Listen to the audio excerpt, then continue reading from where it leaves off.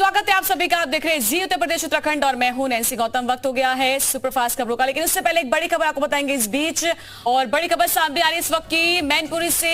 मैनपुरी और रामपुर लोकसभा उपचुनाव का ऐलान हो चुका है। बड़ी खबर आपको बता दें, 5 दिसंबर को मैनपुरी और रामपुर में वोटिंग होगी। 8 दिसंबर को उपचुनाव को लेकर ये बड़ा ऐलान किया गया है। आपको बड़ी जानकारी दे दें, उपचुनाव को लेकर ये जानकारी सामने आई है, जहां पर मैनपुरी और रामपुर दोनों जगह जो है चुनाव होना है।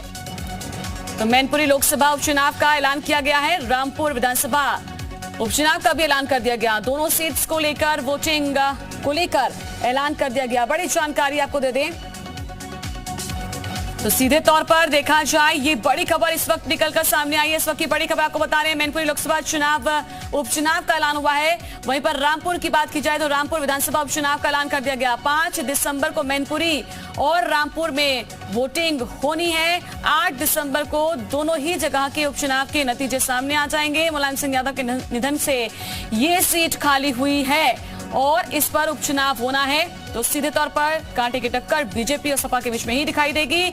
और अब देखना होगा कौन प्रत्याशी किस पार्टी से सामने आता है। मैनपुरी लोकसभा उपचुनाव का ऐलान हो चुका है। रामपुर की विधानसभा जो सीट है उसके उपचुनाव को लेकर भी तारीख का ऐलान कर दिया गया है।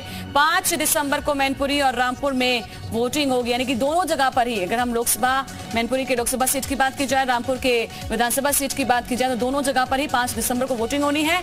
और 8 दिसंबर को 5 दिसंबर को वोटिंग, 8 दिसंबर को उपचुनाव के नतीजे सामने होंगे। दरअसल मुलायम सिंह यादव के निधन से सीट खाली हुई, जिसकी वजह से यहां अब उपचुनाव हो रहा है। तो बड़ी जानकारी आपको दे दें और बड़ी खबर निकलकर सामने आई है। मैनपुरी लोकसभा सीट पर उपचुनाव का ऐलान कर दिया गया है। किस तारीख को होगा उपचुनाव ये आपको बता रहे हैं। रामपुर विधानसभा सीट की बात की जाए, ये भी हम आपको बता रहे हैं। सीधे तौर पर कांटे की टक्कर होती हुई नजर आएगी बीजेपी और सपा के बीच में। मुलायम सिंह यादव के निधन से ये जो सीट है वो खाली हुई। मैनपुरी में लोकसभा उपचुनाव 5 को होगा।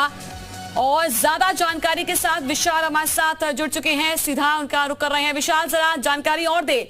मैनपुरी में लोकसभा का उपचुनाव होना है 5 तारीख का, ये जो तारीख है सुनिश्चित कर दी गई है। 5 तारीख को चुनाव होगा।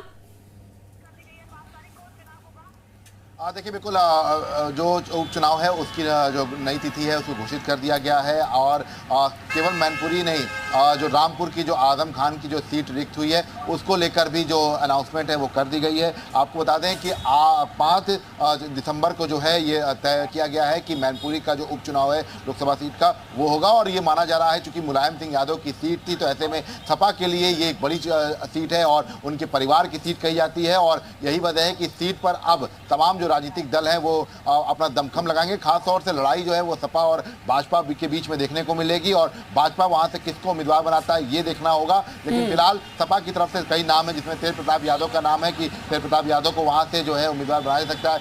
इसके साथ साथ धर्मेंद्र यादव की भी काफी चर्चा है। इसके साथ ही साथ डिंपल के भी चुनाव वहां से लड़ने की बात आ रही है कि डिंपल यादव वहां से चुनाव लड़ सकती है। हालांकि सबसे प्रबल संभावना है तेज प्रताप यादव की बताई जा रही है। लेकिन इस बीच आपको बता दें कि जो फिलहाल जो इलेक्शन की जो डेट है उसको अनाउंस कर दिया गया है। इसके साथ साथ जो रामपुर की जो सीट रिक्त हुई है आजम खान की सदस्यता जाने के बाद, उसका भी अनाउंसमेंट जो है वो कर दिया गया है। और इसी दिन ही जो है चुनाव होगा और 8 दिसंबर को मतगणना जो है वो की जाएगी। जी, लेकिन अगर विशाल देखा जाए, क्योंकि मुलायम सिंह यादव के निधन के बाद जो है सपा सीधे तौर पर अब ये इमोशनल कार्ड खेलती हुई नजर आएगी यहाँ पर, भले ही प्रत्याशी कोई भी हो। लेकिन बैक अगर हम देखें, सपोर्ट जो नाम रहेगा वो मुलायम सिंह यादव का रहेगा। अगर सपा की ओर से कोई प्रत्याशी सामने आता है,